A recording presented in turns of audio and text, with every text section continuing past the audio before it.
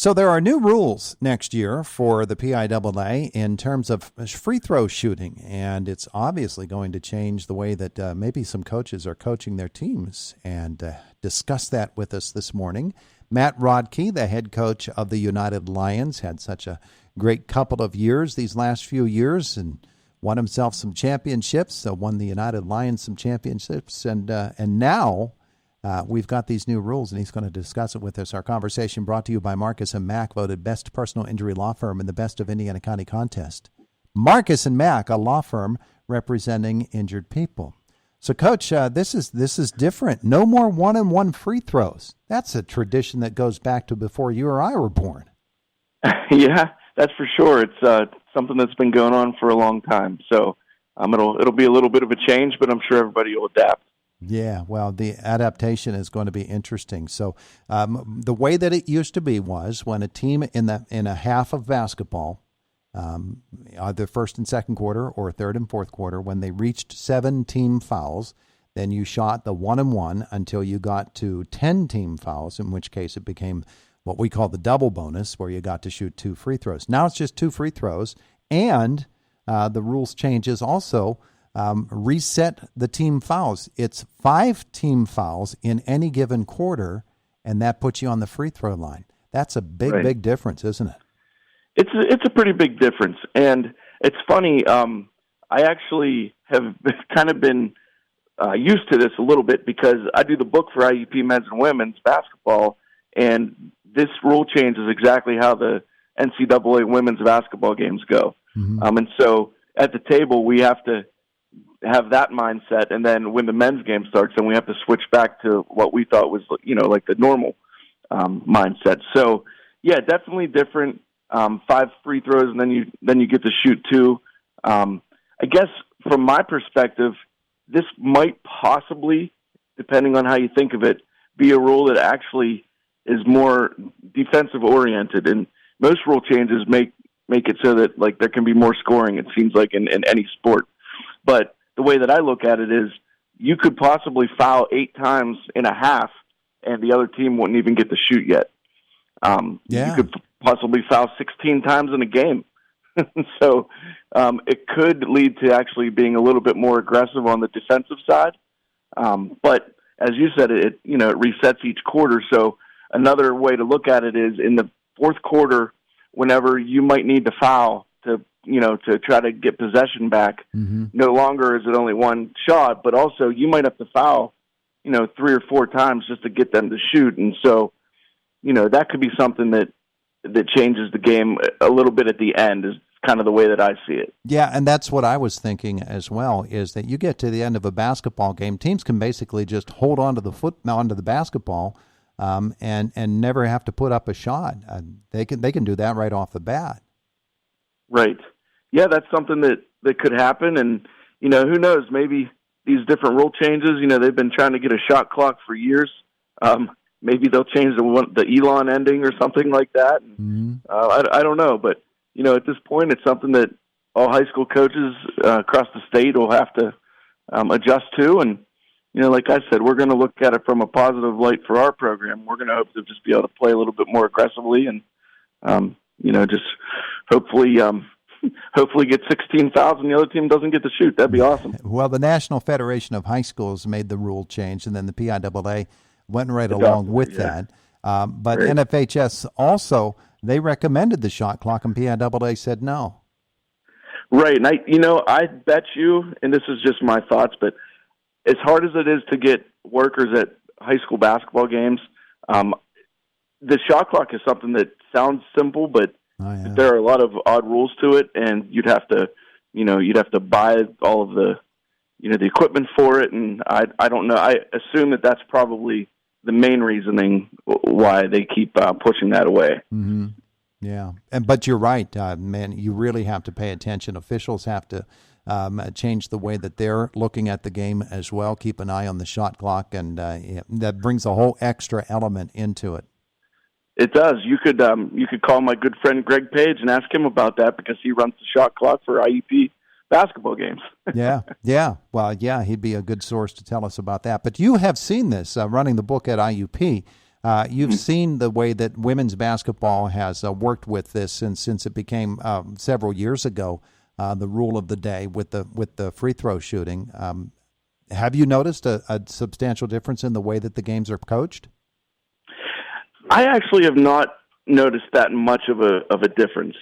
Although it is a little different with the college game because there is a shot clock, so they're kind of, not in a hurry, but they're scoring more quickly than high school teams do. They have 30 seconds or whatever, and sometimes in high school it takes 30 seconds for a team to get things set up. But but no, I haven't seen that big of a difference in their coaching styles per se.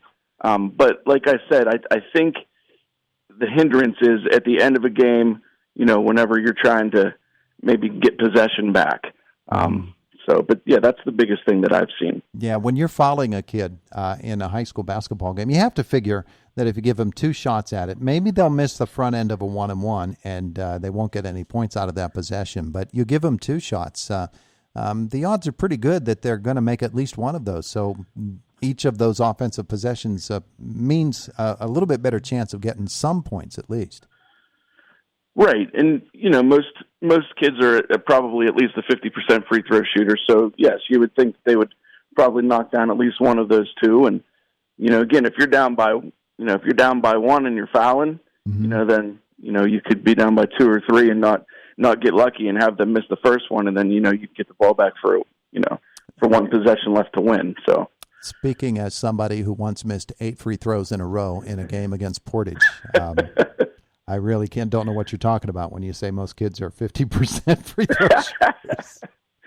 Well, at least you shot 8 free throws. I probably didn't even shoot 8. Well, that's because they said foul that kid because he can't come close.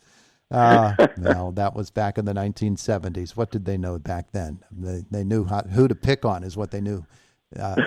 So any other changes coming in basketball that you knew of? Or I know the competitive balance rules get tweaked a little bit, but that doesn't really affect how you play the game, does it?